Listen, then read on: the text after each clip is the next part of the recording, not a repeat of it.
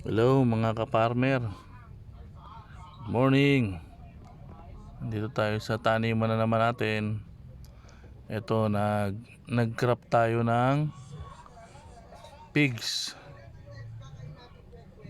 Dinugtong natin to sa puno ng isis. Yung ginagawa natin panliha nung tayo mga bata pa. Ewan ko sino nakaabot nun. Ayan ang variety na dinugtong natin dito sa isis. Texas Blue Giant. Ayan. Ang bilis niyan lumaki oh. Mataas na kaagad siya. Hindi pa naman naiiwan yung rootstock. Naiiwan ang laki ng sayon. Bilis yan lumaki. Ayan o. Mataas na siya. Sarap din tingnan yung ganito pag ikaw nag-grab at nakakabuhay ka na bagay yung pag dugtong mo, grab, tumutuloy. Nakakatuwa. Ayan siya, nandito lang sa yung tumubong isis dito. Nandito sa tabi ng puno ko ng mansanas na nakapat. Oh. Buhay na siya. Hindi ko pa tinatanggal ang plastic. Ang bilis niyang lumaki. Ayan. Texas Blue Giant. Ang bunga nito malalaki rin na matamis. Ito, ganito yung dinugtungan natin. Ganito, isis. Ang dahon niya, kung mapapansin mo, ayan, maligas-gas. May mga technique din naman sa ganyan. Tulad nito, sangal lang to ng isis, pinutol ko. Tinusok ko. Tumubo at ayan, umugat. Para sa mga hindi nakakaalam, mas magandang gawin na rootstock tong isis. Ayan. Tumutubo yung sanga niya yung cuttings niya tumutubo. Ayan. Ayan, ebidensya. Samantalang yung imported na pigs, ito tinusok ko rin dito. Parehas sila. Parehas ng procedure. Ayan. Awa ng Diyos. Dead bull siya. Bulok. Ayan ang problema ng mga imported na pigs o igos. Madaling mamatay. Madaling bulok. Madaling masira. Hindi katulad ng mga local. Ito. Yung is yan. Ganyan. Pag hinipo nyo yung dahon niya, maaligas-gas. Talagang parang is talaga. Parang liha. Ayan. Ito rin, ganun din naman ang imported pigs o igos. Ang dahon niya maaligas-gas din. Ayan o, pag hinipo mo. Kaya lang, ang mga imported na pigs o igos, madaling malunod pag tag-ulan, madaling mamatay. Kaya pagka itinanim mo, patay. Ito, punta tayo rito. May isa pa akong tinanim dito, kinabit dito. Ayan o. Nasa gilid lang to ng pader ng kapitbahay.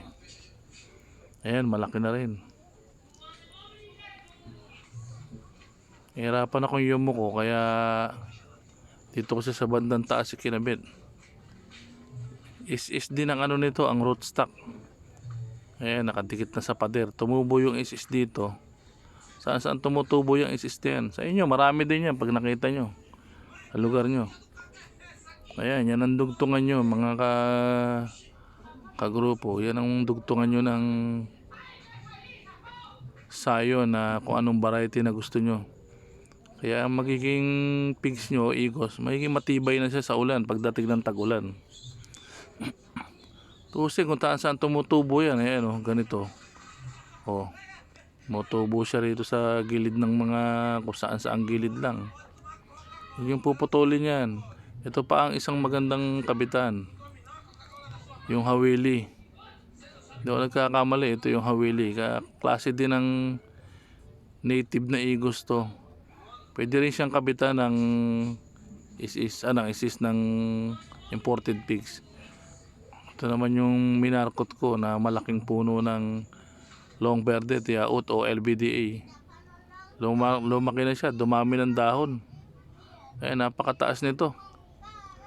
Tumaas ang tumaas. Dalang kasi kung makapunta rito, kaya ayan, naghanap siguro to ng araw, umakyat siya. Nakatanim na sa 16 liters to. Ayan, napakataas.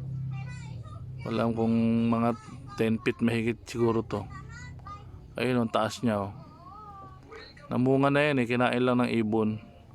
Yung mga pinanggagalingan itong mga minamarkot ko, puro mga namumunga na. O ito pa isa, oh, kinabit ko, buhay na rin. May dahon, oh. Tanggal ko na rin yung plastic na yellow na nagsusuporta dyan. Buhay na rin, oh. Ang rootstock naman ito yung hawili. Hawili naman ang ginamit ko dyan kasi yung wala kang magawa, kabitan mo ng kabitan. May nabuhay, swerte mo, di ba? Ayun, matibay na sa ulan to pagdating ng panahon na may ulan. Ayun, may binutas ng stem borer. Saksakan nyo lang yun, yung butas na yun. Pag nakita nyo, para yung stem borer hindi na makalabas siya, mamatay na siya dyan. Yun ang isang kalaban ng pigs, o igos, pero hindi niya kaya yung mga local na igos, mga native, mga imported, siyempre mahal ang imported. Itong isang to mukhang 50-50 to, pero hindi pa naman siya tuyo. Balik lang natin yung takip na pamproteksyon na parang vacuum, parang may laging moist siya. Itong isa naman, buhay na to talaga. May dahon na, umaba na. Ganito yung hawili, mga kagrupo. Ayan, nakikita nyo kung saan saan lang to tumutubo. Ayan siya, oh. Ito, pinapataba ko ang puno nito, tsaka ko tutuduktuhan. Tignan nyo yung dahon. Pagka tinanggal yung dahon, may dagta siya na kulay puti. Ayan, oh. Kulay puti yung dagta. Maraming tumutubo dito sa tanim ako. Dati binuputol ko to, pinubunot ko pa nga, pero nung makita ko kay Master Edsel na dito niya ikinakabit, hindi ko na pinagpuputol. Kumbaga, future rootstock to, dito ko ikakabit. Para kung nag-uulan na naman sa June, July hanggang August, mataba na yung puno niya, oh. Mga susunod na araw dudugtungan ko itong ibang variety. Awa naman ng Diyos, nakailan tayo, nakabuhay tayo ng mga ilan, 3 variety na buhay ko.